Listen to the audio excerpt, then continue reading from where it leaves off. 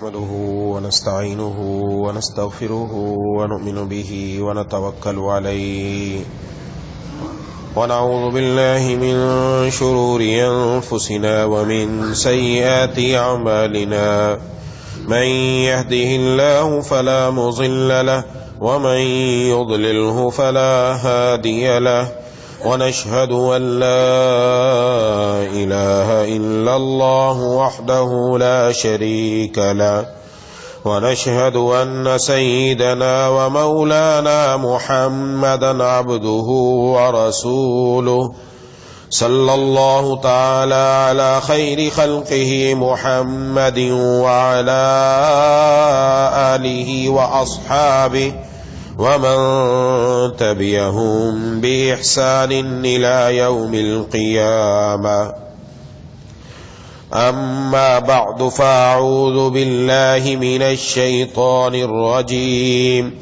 بسم الله الرحمن الرحيم إن الذين يحبون أن تشيع الفاحشة في الذين آمنوا لهم عذاب أليم في الدنيا والآخرة والله يعلم وأنتم لا تعلمون. وقال الله تعالى اتل ما أوحي إليك من الكتاب وأقم الصلاة إن الصلاة تنهى عن الفحشاء والمنكر ولذكر الله أكبر والله يعلم ما تصنعون. صدق الله العظيم.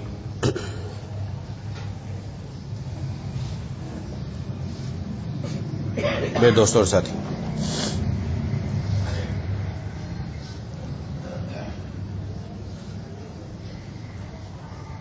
میں نے آپ حضرات کے سامنے 2 آیتیں تلاوت کی ہیں.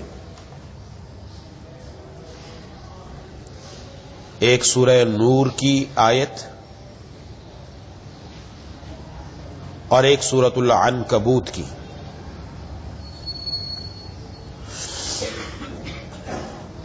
سورۃ النور کی آیت میں اللہ تبارک و تعالی نے ارشاد فرمایا کہ بے شک جو لوگ یہ چاہتے ہیں، یہ پسند کرتے ہیں کہ ایمان والوں میں بے حیائی پھیلے، ان کے لیے دنیا اور آخرت میں دردناک عذاب ہے، اور اللہ جانتا ہے تم نہیں جانتے.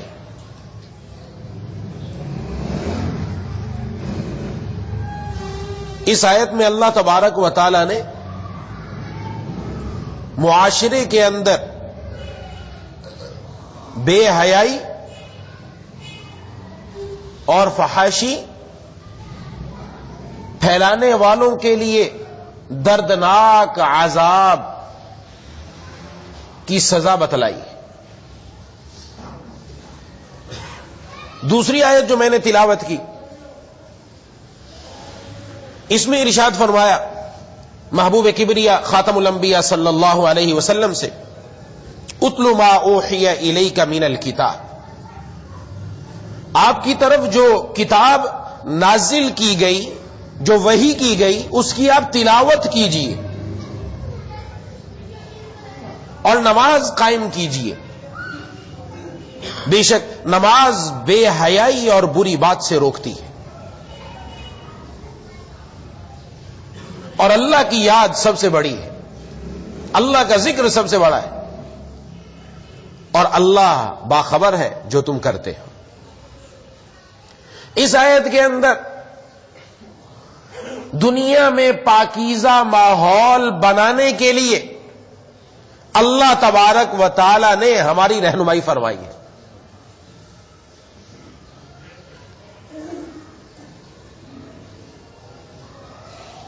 جو اس رہنمائی پر عمل کرے گا یقیناً معاشرے کے اندر، گھر کے اندر اللہ تبارک و تعالی پاکیزہ ماحول عطا فرما دیں گے. اللہ تبارک و تعالی پاک ہے. محبوب کبریا خاتم الانبیاء صلی اللہ علیہ وسلم پاک ہیں. یہ پاک بندوں کو پسند کرتے ہیں, پاک ماحول کو پسند کرتے ہیں. یہ دونوں باتیں میں تھوڑی سی تفصیل سے عرض کروں گا کہ اللہ تبارک و تعالی نے انسان کو دنیا میں جو پیدا فرمایا, اس انسان کے جسم کے اعضاء میں سب سے اہم چیز وہ دل ہے. ایک بات یہ سمجھی,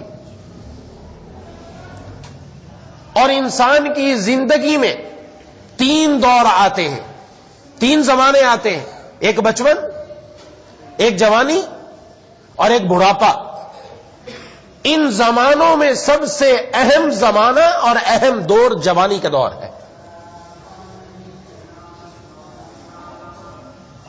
اگر اس جوانی اور اس دل کی طرف جو احکامات اللہ تبارک و تعالی نے عطا فرمائے ہم ان پر عمل کر لیں تو یقیناً انسان کا ماحول پاکیزہ اور ایک پاکیزہ معاشرہ دنیا کے اندر پیدا ہوگا. محبوب کبریا خاتم الانبیاء صلی اللہ علیہ وسلم نے یہی ماحول تیار کیا. جو انسان کا جسم ہے اس کو غذا چاہیے, ہر عضو کی غذا الگ ہے. انسان کی آنکھوں کی غذا دیکھنا ہے, اس کو دیکھ کر انسان کو لذت محسوس ہوتی ہے, چاہے وہ حرام لذت لے چاہے وہ حلال لذت لے. جو اللہ سے دور ہیں, غافل ہیں, بے حیائی اور فحاشی کی طرف ہے, ان کو گندی چیزیں دیکھ کر لذت ملتی. نعوذ باللہ من ذالک, اللہ تعالی ہم سب کی اس سے حفاظت فرمائے. اور جو اچھے لوگ ہیں, جو اللہ تعالی کی فرما بردار ہیں, ان کو قرآن کو دیکھ کر لذت ملتی ہے, ان کو بیت اللہ کو دیکھ کر دل میں نور پیدا ہوتا ہے, ان کو محبوب کبریا خاتم الانبیاء صلی اللہ علیہ وسلم کا روضہ دیکھ کر دل میں ٹھنڈک پیدا ہوتی ہے, ان کو ماں باپ کو دیکھ کر اللہ تبارک و تعالی ایک مقبول حج اور عمرے کا ثواب عطا فرماتے ہیں. یہ آنکھ کی غذا ہے. زبان کی بھی غذا ہے. اس زبان کی غذا بولنا ہے, اچھا بول بولے, برا بول بولے, اس سے گانے گائے نعوذ باللہ, اس سے غیبتیں کرے, اس سے جھوٹ بولے, اس سے بہتان باندھے, اس سے چغلیاں کرے. بعضوں کو اس میں مزہ آتا ہے نعوذ باللہ, لیکن اس زبان سے رب کے قرآن کی تلاوت ہو تو پھر زبان بھی انسان کی میٹھی ہو جاتی ہے. یہ زبان کی غذا ہے. غرض ایک ایک جز کی غذا ہے, بات طویل ہو جائے گی, اس لیے اس بات کو سمجھانے کے لیے ہر جز کی الگ غذا ہے. اگر اچھی غذا دیں گے تو اچھا محسوس ہوگا, اگر بری غذا دیں گے تو برا محسوس ہوگا. ایسے پورے جسم کی غذا ہے, پورے جسم کی غذا. پورے جسم کی غذا کیا ہے؟ انسان مٹی سے بنا ہے, مٹی میں غذا رکھی اللہ نے. جو کچھ انسان کھاتا ہے یہ سب کی سب مٹی سے پیدا ہوتی ہے, کوئی بھی چیز ہے اسی میں غذا رکھی اور انسان غذا لیتا ہے. اب اگر اچھی غذا لے جسم تگڑا ہوگا, توانا ہوگا, طاقتور ہوگا, اور اگر بری غذا لے گا تو پھر جسم خراب ہو جائے گا, صحت گر جائے گی.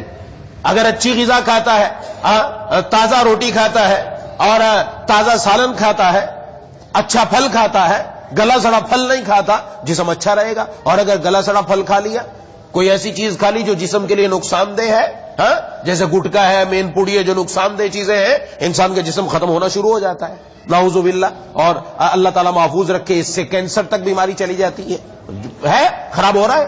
اچھی غذا دیں گے جسم تگڑا ہے, بری غذا دی جسم خراب ہو گئے. تو پہلے میں نے جو بات عرض کی اس کو سمجھیں آپ. دل انسان کے جسم میں سب سے اہم ہے, دل بادشاہ ہے, اور اگر بادشاہ خراب ہو جائے تو پھر ملک خراب ہو جاتا ہے, اور اگر بادشاہ ٹھیک ہو تو پورا ملک ٹھیک ہوتا ہے.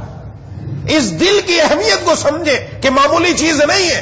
اللہ تعالیٰ نے بھی قرآن کریم میں فرمایا, یوم لا ينفع مال ولا بنون الا من اتى الله بقلب سلیم.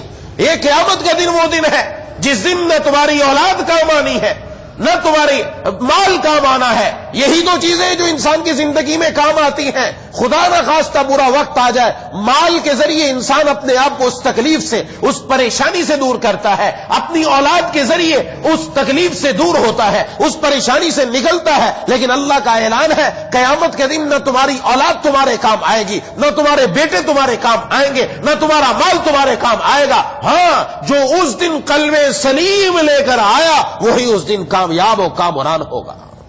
اور قلب سلیم صاف ستھرا دل لے کر آیا. دل، اس میں یہ نہیں فرمایا جو نماز لے کر آیا، روزہ لے کر آیا، نا، جو دل صاف ستھرا لے کر آیا. کیونکہ یہ بادشاہ ہے اور اللہ بھی بادشاہوں کا بادشاہ ہے، اس لیے بادشاہوں کے بادشاہ کی نظر اس جسم کے بادشاہ دل پر ہے. اس لیے حدیث میں فرمایا گیا اللہ تمہاری صورتوں کو نہیں دیکھتے، اللہ تمہارے مال کو نہیں دیکھتے، اللہ تمہارے دل کو دیکھتے. دل میں کیا لایا؟ کیونکہ بادشاہ کی نظر بادشاہ پر ہے، دل پر ہے. اس لیے آپ صلی اللہ علیہ وسلم نے ارشاد فرمایا الا ان فی الجسد مضغہ اذا صلحت صلح الجسد كله واذا فسدت فسد الجسد كله او كما قال علیہ الصلوۃ والسلام، کہ جسم کے اندر انسان کے ایک ٹکڑا ہے اور اگر وہ ٹھیک ہو جائے تو سارا جسم ٹھیک ہے، اگر وہ خراب ہو جائے تو سارا جسم خراب ہے. الا وہی القلب، سنو اس ٹکڑے کا نام دل ہے. دل، یہ دل کی اہمیت سمجھے. ہماری جسمانی زندگی بھی اس دل پر موقوف ہے. خدا نہ خواستہ انسان کے دوسرے اعضاء ان میں خرابی پیدا ہو جائے تو انسان زندہ رہتا ہے، مرتا نہیں ہے. جسمانی زندگی ہماری دوسرے اعضاء پر نہیں، جسمانی زندگی ہماری دل پر موقوف ہے. اگر دل کام کرنا بند ہو جائے باقی سب اعضاء ٹھیک ہے تو انسان ختم ہو جاتا ہے. اس لیے اہمیت بتائی جا رہی ہے. جسمانی زندگی تو اس پر ہے ہی، روحانی زندگی بھی تمہاری دل پر ہے. یہ دل اگر روحانی طور پر ٹھیک ہے، اس کو غذا اچھی دی گئی ہے تو یہ تگڑا ہے، یہ مضبوط ہوگا. روحانی طور پر انسان زندہ ہوگا، اور اگر اس کو غذا خراب دے دی گئی تو پھر دل مردہ تو جسم بھی مردہ ہو جائے گا. کیونکہ جسم کے اندر جتنے کام ہوتے ہیں، ہاتھ کوئی کام کرتا ہے، پاؤں کسی طرف چل کر جاتے ہیں، آنکھیں کچھ دیکھتی ہیں، زبان کچھ بولتی ہے، کان کچھ سنتے ہیں، ان سب کے لیے اصل وہ دل ہے. دل آرڈر جاری کرتا ہے یہ کرو، دل آرڈر جاری کرتا ہے یہ کرو. اب دل نے آرڈر کیا ہمیں، اللہ نے فضل فرمایا، کرم نوازی فرمائی، مہربانی فرمائی. دل کے اندر اچھا خیال آیا، جمعہ پڑھنے کے لیے ہم مسجد میں پہنچے اور دل نے آرڈر دیا، ہم نے تیاری شروع کی اور تیاری کر کے اس دل نے حکم دیا، پاؤں چل کر یہاں تک پہنچے اور رب تعالیٰ کے در پر آ کر ہم بیٹھ گئے. یہ دل کے اندر ہے، اس دل نے حکم دیا ہے. تو اگر دل کی غذا اچھی تو دل تگڑا ہے. اور دل کی غذا کیا ہے؟ اس دل کو دینا کیا ہے؟ ہم کیا سمجھے کہ دل کیسے تگڑا ہوگا، دل خراب کیسے ہوتا ہے؟ تو دل کی غذا اللہ نے محبت رکھی ہے. کیوں؟ اس لیے کہ بادشاہ ہے تو بادشاہ کی غذا بھی سب سے الگ ہے. غذا اس کی سب سے الگ رکھی، اس کی غذا اللہ نے محبت رکھی ہے. اگر اس کو محبت ناقص دی، اگر اس کو گندی چیزوں کی محبت دی، اگر اس کو ان چیزوں کی محبت دی جس سے اللہ نے منع کیا ہے تو دل کمزور ہو جائے گا. دل کمزور ہوا روح کمزور ہو جائے گی. اور اگر اس دل کو محبت کس کی دی؟ اس کی دی جس نے دنیا کو پیدا کیا، جس نے دنیا کے اندر حسن بکھیرا ہے، جس نے دنیا کے اندر سب کچھ پیدا کیا، اس کی اگر اس کو محبت یعنی اللہ تعالیٰ کی دی تو ہم نے غذا اس کو سب سے اعلیٰ دی. جو دل تگڑا ہوگا، نہ صرف تگڑا ہوگا، ایسا مضبوط ہو جائے گا، ایسا اللہ کا پیارا بن جائے گا کہ جو اس کے پاس آ کر بیٹھے گا اس کا دل بھی تگڑا ہو جائے گا. یہ دل ایسا ہے، یہ معمولی چیز نہیں ہے. اس لیے خواجہ صاحب نے فرمایا دل بحر محبت ہے، یہ محبت ہی کرے گا. دل بحر محبت ہے، یہ محبت ہی کرے گا. لاکھ اس کو تو بچا، کسی پہ تو مرے گا. اس نے تو مرنا ہے کسی پر، اس نے محبت کرنی ہے تو محبت اس کو گندی چیزوں کی نہیں، محبت اس کو اچھی چیزوں کی دینی ہے، محبت اس کو مولا کی دینی ہے. اور جب اس کو وہ محبت ملے گی تو پھر یہ تگڑا ہو جائے گا، توانا ہو جائے گا. اور اللہ تبارک و تعالی اسی کی وجہ سے انسان کو پاک جوانی، پاک زندگانی نصیب کرے. اس سے پہلی بات تو ہماری یہ کہ یہ دل کی حفاظت کرنی ہے. اس دل کو ہم نے پاک محبت دینی ہے. اس دل کے اندر اللہ کی محبت آئے، دوسروں کی محبت نہ آئے. اس دل کے اندر غیر اللہ کی محبت نہ آئے. اسی لیے کلمے کے اندر لا الہ پہلے ہے، الا اللہ بعد میں ہے، جس کو ہمارے حضرت نے فرمایا لا الہ ہے مقدم کلمہ توحید میں، لا الہ ہے مقدم کلمہ توحید میں. غیر حق جب جائے ہے تب دل میں حق آ جائے ہے. جب دل سے غیر نکلتا ہے تب دل میں اللہ آتے ہیں. اس دل کو غذا جب اللہ تبارک و تعالی کی محبت کی دی، اور اگر غیر اللہ کی دی ہے تو پھر آپ دیکھیں گے زندگی میں بے سکونی ہے. جسم بظاہر تگڑا نظر آتا ہے کہ مال کھا رہا ہے، یہ بریانی اور مرغ مسلم کھا رہا ہے، جسم تگڑا ہے، اندرونی طور پر یہ کمزور ہے، اندرونی طور پر یہ کمزور ہے، اور ایسا کمزور ہے کہ کہیں بھی یہ گر جائے، کہیں بھی یہ گر جائے، کہیں بھی یہ اللہ کی نافرمانی میں مبتلا ہو جائے. یہاں تک کہ اس نافرمانی کی وجہ سے دل ایسا کمزور ہوتا ہے، ایسا کمزور ہوتا ہے، تنہائی میں بیٹھا ہے، موبائل لے کر گندی فلم دیکھ رہا ہے، اگر بلی بھی کودتی ہے تو ڈر جاتا نہ جانے کون آ گیا. اس کا دل ڈر گیا. اور جو اپنے دل میں اپنے مولا کی محبت لاتا ہے یہ بوڑھا بھی ہو جائے، یہ بوڑھا بھی ہو جائے، لیکن ایسا بوڑھا اس پر جوانیاں فدا کر دی جائے کہ اس بڑھاپے کے اوپر جوانیاں بھی آ کر رشک کرتی ہے کہ کیا تمہارا بڑھاپا ہے کہ جس میں اللہ تعالیٰ نے تمہیں ایسی توانائی عطا فرمائی کہ اس بڑھاپے میں اپنے رب تعالیٰ کی محبت، اللہ تبارک و تعالیٰ سے تعلق، نمازوں کی پابندی، تہجد کی پابندی، تلاوت کی پابندی اور اپنے تمام معمولات پورے ہو رہے ہیں. جسم کمزور ہو چکا ہے لیکن روح ابھی تک مضبوط اور توانا ہے. اس لیے ایک تو بات یہ ہے، اور یہ پھر جب ایسا ہو جائے تو پھر دل کے اندر بس صرف یہ خیال ہونا چاہیے کہ اللہ تبارک و تعالیٰ کی محبت ہے. اور دوسرا ہے جوانی. اپنی جوانی کیا کرنی ہے، اس کے لیے ہمارے حضرت فرمایا کرتے تھے کسی خاکی پہ مت کر خاک اپنی زندگانی کو، کسی خاکی پہ مت کر خاک اپنی زندگانی کو، جوانی کر فدا اس پہ کہ جس نے دی جوانی کو. جس اللہ نے یہ جوانی دی اس پر جوانی فدا کرو. اور جوانی اہم کیوں ہے؟ آپ صلی اللہ علیہ وسلم نے ارشاد فرمایا کل قیامت والے دن کوئی انسان اپنی جگہ سے ہٹ نہیں سکتا جب تک 5 سوالوں کا جواب نہ دے دے. اس میں جو سوال کیا گیا، ایک سوال خود انسان کی زندگی کے بارے میں، ہم نے تمہیں زندگی دی، اس زندگی کو تم نے کہاں خرچ کیا. دوسرا سوال اس زندگی میں آ چکا ہے لیکن خاص سوال کیا، ہم نے تمہیں جوانی دی، تم نے جوانی کہاں پورا نہیں کی. خاص سوال جوانی کے بارے میں کیونکہ اہم ہے. اسی لیے محبوب کبریا خاتم الانبیاء صلی اللہ علیہ وسلم نے بھی ارشاد فرمایا کہ کل قیامت والے دن جس دن کسی چیز کا سایہ نہ ہوگا سوائے اللہ کے عرش کے، اللہ تبارک و تعالی اس وقت 7 خوش نصیب انسانوں کو اپنے عرش کا سایہ نصیب فرمائیں گے. ان میں ایک وہ ہے شاب نشا فی عبادت اللہ، وہ نوجوان جس نے اپنی جوانی اللہ کی عبادت کے اندر لگا دی، جس نے اپنی جوانی اپنے رب پر فدا کر دی. اس نوجوان کو بھی اللہ تبارک و تعالی کل قیامت والے دن اپنے عرش کا سایہ نصیب فرمائے. اور آج کے دور کے اندر یہی ہماری نوجوان نسل ہے جو سب سے بڑا مرکز ہے اس وقت کفر کے لیے کہ جس کے اوپر حملہ کیا جا رہا ہے، جس کی حیا کے اوپر حملہ، جس کی غیرت پر حملہ، تاکہ جب نوجوان پاک نہ رہے گا، جب نوجوان نسل پاک نہ رہے گی تو پھر اس امت کو ختم کرنا آسان ہو جائے گا. یہ اب سے نہیں، بہت عرصے سے محبوب کبریا خاتم الانبیاء صلی اللہ علیہ وسلم کے دور کے بعد حضرات صحابہ کرام کے دور میں بھی ایسے واقعات آئے کہ ہماری حیا کے اوپر ڈاکہ ڈالا گیا. انہوں نے کہا جب تک اس انسان کے اندر حیا باقی ہے اس وقت تک اس کو ختم نہیں کیا جا سکتا. اس لیے آج باقاعدہ پوری پلاننگ اور منصوبہ بندی سے ہمارے اندر بے حیائی کو فروغ دیا جا رہا ہے. ہمارا میڈیا اس کے اندر صف اول میں شامل ہے. جو کچھ گند ہے وہ باقاعدہ دکھایا جا رہا ہے کہ اللہ تبارک و تعالی نے جو ہمیں گھر عطا فرمایا، جو ہمیں ماحول عطا فرمایا، بچہ جب پیدا ہوتا ہے پاکیزہ پیدا ہوتا ہے.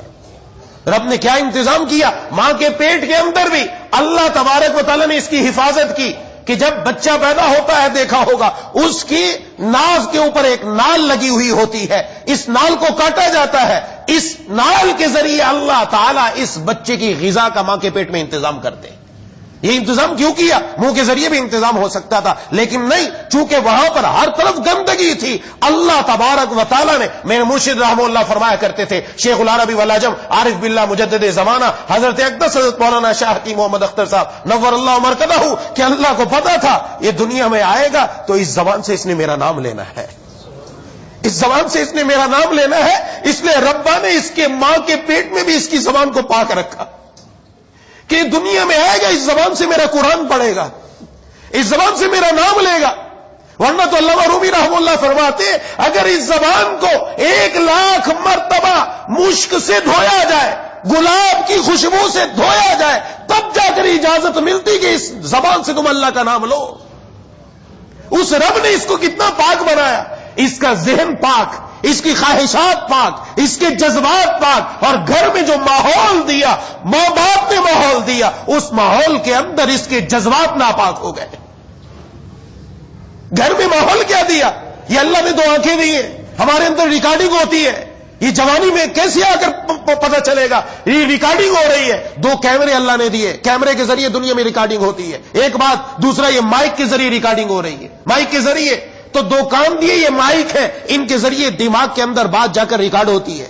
یہ اللہ نے 2 آنکھیں دی، یہ کیمرے ہیں، یہ ریکارڈ کر رہے ہیں چیزوں کو، یہ ریکارڈ کر رہے ہیں۔ اب اگر چیز آڈیو میں یا ویڈیو میں گندی ریکارڈ کی جائے اور پھر کہا جائے کہ اس آڈیو سے آواز آنی چاہیے، قاری سدیس صاحب کی تلاوت کی آواز آئے، کیسے آئے گی آواز؟ اس کے اندر ریکارڈنگ کس چیز کی تھی؟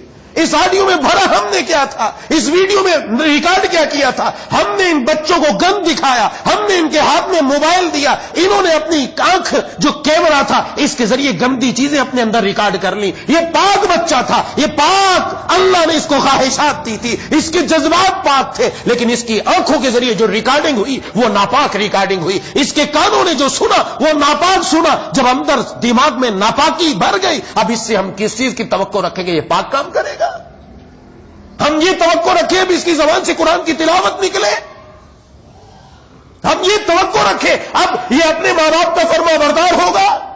ہم نے جو دکھایا، آج وہ نوجوان نسل ہمارے سامنے، آج کا دن برباد کیا جا رہا ہے، محبت کے طور پر ایک دوسرے کے لیے اپنی پوری نسل ہماری بربادی کی طرف جا رہی ہے، اور پورا میڈیا اس کے پیچھے ہے کہ آپس کے اندر، اور جس کے بارے میں قرآن میں جو میں نے پڑھا، اور سورہ نور کے اندر اللہ نے فرمایا جو لوگ مسلم معاشرے کے اندر، ایمان والوں کے اندر بے حیائی کو پھیلانے کو پسند کرتے ہیں، ان کے لیے دردناک عذاب ہے، دردناک عذاب ہے۔ سمجھ لینا چاہیے ہر انسان کو، جس کے لیے رب کی طرف سے دردناک عذاب ہے، اس کی دنیا کی زندگی تباہ و برباد ہو جائے گی، ختم ہو جائے گی اس کی زندگی، وہ دنیا کے اندر سکون پا ہی نہیں سکتا۔ کون ہے جو دنیا میں مولا کو ناراض کر کے خوش ہو جائے؟ ارے ہم بھول گئے، یہ ہمارے تک آج ہم اگر مسلمانوں کے گھروں میں پیدا ہوئے، آج اگر ہمارے نام مسلمانوں کے ہیں، آج اگر ہمیں عزت ملی ہوئی ہے اسلام کی وجہ سے، اس کے پیچھے کردار کس کا ہے؟ اس کے پیچھے محبوب کبریا خاتم الانبیاء صلی اللہ علیہ وسلم کا خون ہے۔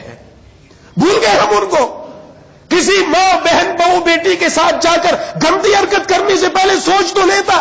یہ وہ دین ہے جس کے لیے حضور اکرم صلی اللہ علیہ وسلم کا مبارک خون زمین پر گرا ہے، جس کے لیے 70 صحابہ کرام نے احد پہاڑ کے دامن میں اپنی جانیں پیش کر دی۔ یہ اپنی حرام خواہش کو قربان نہیں کر سکتا، حرام جذبات قربان نہیں کر سکتا، کس منہ سے جا کر کل قیامت والے دن آپ صلی اللہ علیہ وسلم کا سامنا کریں گے؟ پوچھ لیا کہ میرے صحابہ نے تو 70 ایک موقع پر چلے گئے، تم اپنے حرام خواہش کو بھی قربان نہیں کر سکے، تم گند کے اوپر مر گئے، تم لڑکیوں کے اوپر جا کر مر گئے۔ کس حسن پر انسان مرتا ہے؟ کس حسن پر جو فنا ہونے والا؟ ارے مرنا تھا تو اپنے رب پر فدا ہوتا نا، اپنی جوانی فدا کرتا۔ یہ نہیں کہ نوجوانوں کا قصور ہے، ماں باپ بھی اس میں قصوروار ہیں، ہم قصوروار ہیں۔ ہم نے معاشرے کے اندر نکاح کو ترویج نہ دی، ہم نے نکاح کو آسان نہ کیا۔ جس معاشرے کے اندر نکاح مشکل ہو جائے، لاکھوں میں ہو جائے، تو پھر وہاں زنا عام ہو جایا کرتا ہے۔ ماں باپ یہ نہ سمجھے کہ ہماری پکڑ نہیں، کل قیامت والے دن پکڑ ہے۔ جس کے بچے سے اگر کوئی غلط حرکت ہو گئی، سبب کے درجے میں ماں باپ کو پکڑا جائے گا۔ تم نے کیوں اس کا انتظام نہیں کیا جس کی وجہ سے یہ غلط ماحول کی طرف کیوں گیا؟ اور نوجوان نسل بھی نہ یہ سمجھے کہ بس ہم بس ٹھیک ہے، جیسا ہوگا ویسا دیکھا جائے گا، ایسا نہیں ہے۔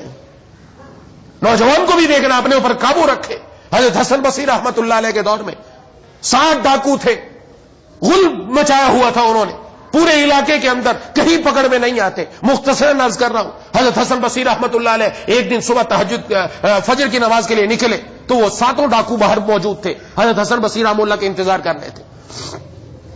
جیسی حضرت نکلے تو ان ڈاکوؤں کا جو سردار تھا وہ حضرت کے قدموں میں آ کر گرا اور رونے لگا اور کہا مجھے توبہ کرا دیجیے، ہم وہ لوگ ہیں جو ہم نے اس شہر کا سکون برباد کر رکھا تھا، آج تک ہمیں کوئی پکڑ نہیں سکا. بہت بہادر تھے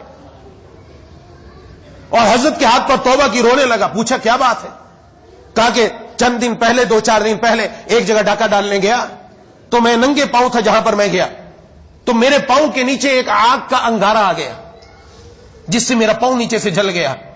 اس وقت میرے دل پر چوٹ لگی، ارے تو دنیا کی آگ برداشت نہیں کر سکتا، جہنم کی آگ کیسے برداشت کرے گا؟ بس میرے دل یہ اللہ تعالیٰ کی طرف سے ہے. اے دوست جب ایام بھلے آتے ہیں، اے دوست جب ایام بھلے آتے ہیں، گھات ملنے کی وہ خود آپ ہی بتلاتے ہیں. جب اللہ تعالیٰ کسی کو اپنا پیارا بنانے پر آ جائے تو پھر دیر نہیں لگتی. یہ چھوٹی چھوٹی چیزیں اس کے لیے اللہ تعالیٰ پھر اسباب بنا دیتے ہیں اپنی طرف آنے کی. بس دل پر چوٹ لگ گئی کہ ہم توبہ طائب ہوتے ہیں، توبہ طائب ہوئے اور اس کے بعد نمازوں میں شامل ہوئے. اور پھر حضرت حسن بصری رحمۃ اللہ سے پوچھا، اس وقت رومیوں کے ساتھ ایک معرکہ تھا، فرمایا کہ وہاں جنگ جاری ہے، تم وہیں چلے جاؤ، سیدھے جب بہادر لوگ ہو وہاں جا کر اپنی جوانیاں فدا کرو اور وہاں جا کر بہادری دکھاؤ. یہ ساتوں گئے اور جس طرف جاتے وہاں لاشوں کی لاشیں بچھا دیتے، ایسے بہادر تھے. تو رومیوں کے جو بادشاہ تھا اس نے کہا ان ساتوں کو پکڑو، یہ لوگ بہت زیادہ گڑبڑ کر رہے ہیں. انہوں نے گھیرا ڈالا، آخر کار پکڑے گئے، پکڑ کر لایا گیا اور لا کر جب بادشاہ کے سامنے پیش کیا، بادشاہ نے کہا ساتوں کو فوری طور پر قتل کرو، بڑا نقصان کیا انہوں نے ہماری فوج کا. تو ایک وزیر نے آ کر عرض کیا کہ ان کو قتل نہ کرو، اگر ایک منصوبے میں ہم کامیاب ہو جاتے ہیں یہ لوگ ہمارے لیے فائدہ مند ہو گئے. کہا کیا؟ کہ ان پر عیسائیت پیش کرو.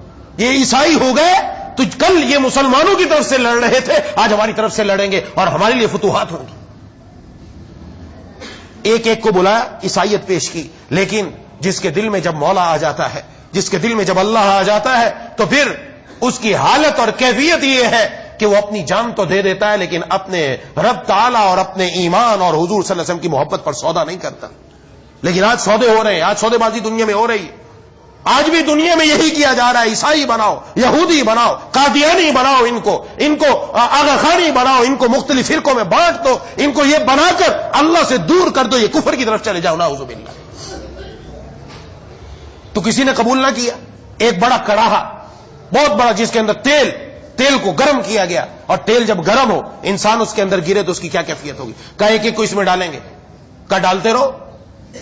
ایک کو اٹھایا اور جیسے ہی اس کو ڈالا، جیسے ہی ڈالا فوراً ظاہر ہے آگ کے جلتے ہوئے تیل کے اندر جب انسان جائے گا تو کیا حال، ایک لمحے میں ختم. تو اس نے جلتے جلتے کہا خدا کے لیے تم اسلام پر جمے رہنا، یہاں سے اللہ تبارک و تعالیٰ نے مجھے وہ منظر دکھائے ہیں جنت کے کہ ان کے اوپر سب کچھ قربان کیا جا سکتا ہے. بس ایک کے بعد دوسرا، تیسرا، چوتھا، 6 کے 6 ڈال دیے. لیکن مجال ہے کہ کسی نے اپنے ایمان کا سودا کیا. یہ سننے میں معمولی لگتا ہے لیکن کرنے میں بڑا مشکل ہے. آج تو ہم اپنی حرام خواہش نہیں قربان کر رہے، یہاں تو زندگی جا رہی ہے. آخری کو جب جو سردار تھا جو بچا تھا اس کو جب ڈالنے لگے تو وزیر آیا، کہا اس کو نہیں ڈالو، اس کو میرے حوالے کرو، میں اس کو اپنے گھر لے کر جاؤں گا اور اپنے گھر میں جا کر میں اس پر محنت کرتا ہوں، کیونکہ یہ ان کا سردار تھا.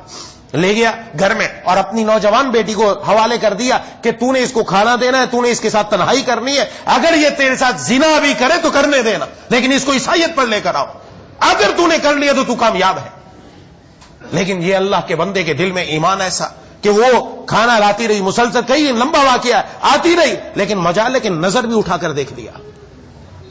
یہ ایمان ہوتا ہے، نظر بھی اٹھا کر دیکھ لیا، نظر اٹھا کر دیکھنا بھی گوارا نہ کیا. کئی دن گزر گئے، آخر وہ آ کر ایک دن بولنے لگی کہ تم انسان ہو یا پتھر ہو کہ میں آ رہی ہوں اپنے آپ کو پیش کر رہی ہوں، تم نظر اٹھا کر نہیں دیکھتے، لوگ میرے پیچھے دیوانے میری خوبصورتی کے. کہا کہ میرے سامنے رب کے قرآن کی آیت ہے، کل للمؤمنین یغضوا من ابصارہم، مومنین سے فرما دیجئے اپنی نگاہوں کو پست رکھو.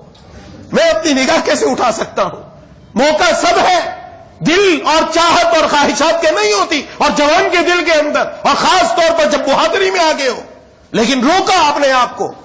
آخر ایک دن آ کر اس کے بعد گر گئی اور رونے لگی. کہا اگر تو ہی نہیں عیسائیت قبول کرتا مجھے ہی مسلمان کر دے. اور مسلمان ہو کر اس کے ساتھ نکل گئی. پھر آگے ایک لمبا واقعہ. یہ وہ دور تھا کہ جب مسلمان اپنی بہن اور عزت کے لیے نکلا کرتے تھے، اور آج کا مسلمان نوجوان ہے جو اپنی بہن کی عزت لوٹ رہا ہے، آج کا باپ ہے جو اپنی بیٹی کی گھر میں عزت تار کر رہا ہے۔ خطوط آتے ہیں ہمارے پاس کہ باپ سے میری عزت محفوظ نہیں ہے، کہاں جائے؟ ایک وہ دور تھا جب معتصم باللہ کے دور میں ایک عیسائی نے ہماری ماں کے منہ پر تھپڑ مارا، جب تھپڑ مارا اس نے کہا وہ معتصم، اے معتصم باللہ کہاں ہے؟ آج تیری بہن پر ایک رومی نے ہاتھ اٹھایا، اتنی جرت ہو گئی، اس نے کہا معتصم باللہ کو کیا بلاتی ہے تو؟ اپنے اللہ کو بلا، نعوذ باللہ۔ وہ آئے گا معتصم باللہ کے پاس ابلغ گھوڑا ہوگا تو وہ یہاں آئے گا۔ ابلغ گھوڑا سب سے زیادہ مہنگا اور قیمتی ترین گھوڑا اور تیز ترین گھوڑا ہوا کرتا تھا۔ معتصم باللہ کو اس کے جاسوسوں نے خبر دی، آج ایک رومی نے ایک مسلمان ماں کے منہ پر تماچا مارا اور یہ کہا ہے، اس نے آرڈر جاری کیا ابلغ گھوڑے پوری دنیا سے جمع کرو۔ پوری دنیا سے 16,000 گھوڑا جمع کیا اور لے کر اسی ملک کے اوپر جا کر لشکر کشی کی اور اس رومی کو اپنے سامنے لا کر کہا تو اللہ کی بات کرتا ہے؟ آج معتصم باللہ 16,000 ابلغ گھوڑا لے کر آیا ہے اور اپنی ایک بہن کا بدلہ لینے کے لیے تجھ سے آیا ہے۔ ایک وہ دور ہوا کرتا تھا، اور آج کا مسلمان نوجوان ہے وہ اپنی ہی بہن کی عزت تار کر رہا ہے، وہ اپنی مسلمان بہن کی بجائے عزت کے تحفظ کرتا وہ اس کی عزت کے پیچھے پڑا ہوا ہے۔ خدا کے لیے سمجھے، خدا کے لیے ہم دنیا میں اس لیے نہیں آئے، اگر فدا ہونا تھا تو رب پر فدا ہوتا۔ یہی وہ اضطراب ہے، یہی وہ بے چینی ہے، یہی وہ بے سکونی ہے جو آج ہمارے معاشرے کے اندر اور ہماری زندگیوں کے اندر راتوں کی نیند برباد ہو چکی ہے، دل کا سکون برباد ہو چکا ہے، اسی وجہ سے کہ اللہ تبارک و تعالیٰ کو ناراض کر کے بیٹھے ہوئے۔ اور جو رب کی فدا دیر پر آج بھی آئے، بھلے اضطراب ہے، بڑے بے چینی ہے، آئے تو صحیح، ہاں رب تعالیٰ کے در پر آ کر اللہ تبارک و تعالیٰ سے عرض تو کرے، پھر دیکھیں کہ رب تعالیٰ کیسے کام بناتے تھے۔ آتی نہیں تھی نیند مجھے اضطراب سے، وہ کہنے پر مجبور ہو جائے گا، آتی نہیں تھی نیند مجھے اضطراب سے، تیرے کرم نے گود میں لے کر سلا دیا۔ ربا جب تیرے پاس آئے سکون اتنا ملا کہ اب مجھے کانٹوں پر بھی نیند آ جاتی ہے، اب کانٹوں پر بھی نہیں جا جاتی ہے۔ اب اس کی دل کی خواہش یہ ہونی چاہیے، کبھی نظر میں جمال تیرا، کبھی نظر میں جلال تیرا، کبھی نظر میں جمال تیرا، کبھی نظر میں جلال تیرا، بس اب ہے دل اور خیال تیرا، کسی کا اس میں گزر نہیں ہے۔ نہ ہوش اپنا نہ ہم نشیں کا، جس کو ہم نشیں بنایا، نہ ہوش اپنا نہ ہم نشیں کا، نہ جان زارو نہ دل ہنسی کا، خیال ہر دم ہے ایک ہنسی کا، بس اب کسی کو اس کی خبر نہیں ہے۔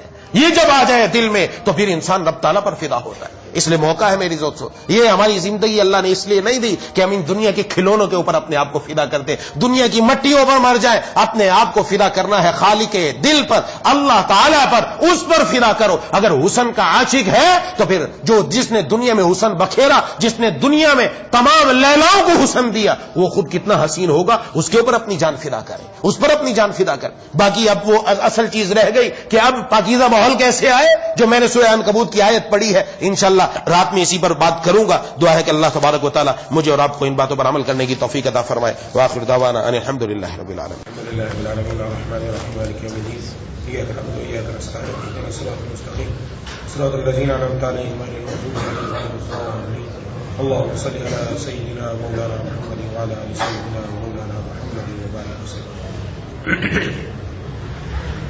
ربنا اغفر لنا ذنوبنا وكفر عنا سيئاتنا وتوفنا مع الأبرار اللهم احفظنا من كل بلاء الدنيا وعذاب الآخرة اللهم ارحمنا بترك المعاصي ولا تشغلنا بمعصيتك یا الہ العالمین یا الراحمین یا ذی الجلال والاکرام، ہم سب کی حاضری کو اپنی بارگاہ میں قبول مقبول فرما۔ یا اللہ ہمارے والدین کی، بیوی بچوں کی، بہن بھائیوں کی، دوست و احباب کی، تمام رشتہ داروں کی، اہل پاکستان کی، پوری امت مسلمہ کی مغفرت فرما۔ ہم میں سے جو بیمار ہیں، گھروں میں جو بیمار ہیں، دوست و احباب میں جو بیمار ہیں، جنہوں نے اپنے بیماروں کے لیے دعا کے لیے کہا، یا اللہ جو کہنا چاہتے تھے نہیں کہہ سکے، امید رکھتے ہیں، یا اللہ سب کو شفا کاملہ عاجلہ مستمر عطا فرما۔ ہمارے ایک عزیز ہیں، ان کی بیٹی بھی ہسپتال میں داخل ہے، اس کے لیے بھی دعا کے لیے کہا۔ طارق بھائی بھی ہسپتال میں داخل ہے، ان کا دل کا بائی پاس ہے، اور اسی طریقے سے ایک اور ساتھی انہوں نے اپنی بیٹی کے لیے دعا کے لیے کہا، وہ بھی ہسپتال میں داخل ہے۔ یا اللہ سب کو شفا کاملہ عاجلہ مستمر عطا فرما۔ جس کا جو علاج چل رہا ہے، یا اللہ اسی کے اندر شفا رکھ دیجیے، پہلے سے بڑھ کر صحت نصیب فرما دیجیے۔ اے الہ العالمین اے ارحم الراحمین یا ذی الجلال والاکرام، ہم سب کو اپنے والدین کی آنکھوں کی ٹھنڈک بنا دیجیے، ہمارے والدین کی ہر بیماری، تکلیف، پریشانی، دکھ، درد دور فرما، انہیں دنیا میں بھی یا اللہ خوش و خرم فرما، آخرت میں بھی جنت الفردوس الفردوس میں جگہ عطا فرما. ہم میں سے جن کے والدین دنیا سے جا چکے ہیں یا اللہ ان کو جنت الفردوس میں جگہ عطا فرما, ان کی قبروں کو نور سے منور فرما. یا الہ العالمین ہماری اولاد کو ہماری آنکھوں کی ٹھنڈک بنا. یا الہ العالمین ہمیں بھی ہماری اولادوں کو بھی قیامت تک آنے والی نسلوں کو یا اللہ تمام مومنین کو یا اللہ نماز کی پابندی کرنے کی توفیق عطا فرما. یا الہ العالمین ذکر کی پابندی کی توفیق عطا فرما, قرآن کی تلاوت کی توفیق عطا فرما. یا الہ العالمین یا ارحم الراحمین پاک ماحول گھر میں بنانے کی توفیق عطا فرما. یا الہ العالمین تمام نوجوان نسلوں کے یا اللہ بچوں اور بچیوں کے یا اللہ عفت اور پاک دامنی کے ساتھ زندگی گزارنے کی توفیق عطا فرما. ہم تمام مسلمانوں کو پاک دامنی کے ساتھ زندگی گزارنے کی توفیق عطا فرما. یا الہ العالمین گھروں سے اختلافات اور جھگڑوں کو ختم فرما, اتفاق اتحاد محبتیں پیدا فرما. مولا کریم اپنی اشد محبت عطا فرما. ہمارے دائیں بائیں اوپر نیچے سامنے پیچھے ہر طرف نور پیدا فرما. ہمارے دل میں ہماری آنکھوں میں ہماری زبان میں ہمارے کانوں میں ہمارے گوشت میں ہمارے ایک ایک بال میں یا اللہ نور پیدا فرما. یا الہ العالمین جیسا آپ چاہتے ہیں ویسا ہم سب کو بنا. یا الہ العالمین جتنے حاضرین ہیں مجھ سمیت موجود ہیں ہم سب کے دلوں میں جتنی جائز تمنائیں ساری پوری فرما. اے الہ العالمین اے الراحمین جتنی دعائیں آپ کے حبیب صلی اللہ علیہ وسلم نے مانگی ہیں وہ سب ہم سب کے حق میں قبول فرما. جن چیزوں سے پناہ مانگی ان سب سے ہم سب کو پناہ عطا فرما. ہر خیر ہر مسلمان مرد ہر مسلمان عورت کو عطا فرما. ہر شر سے ہر مسلمان مرد ہر مسلمان عورت کی حفاظت فرما. ربنا تقبل منا انك انت السميع العليم وتب علينا انك انت التواب الرحيم. صلی اللہ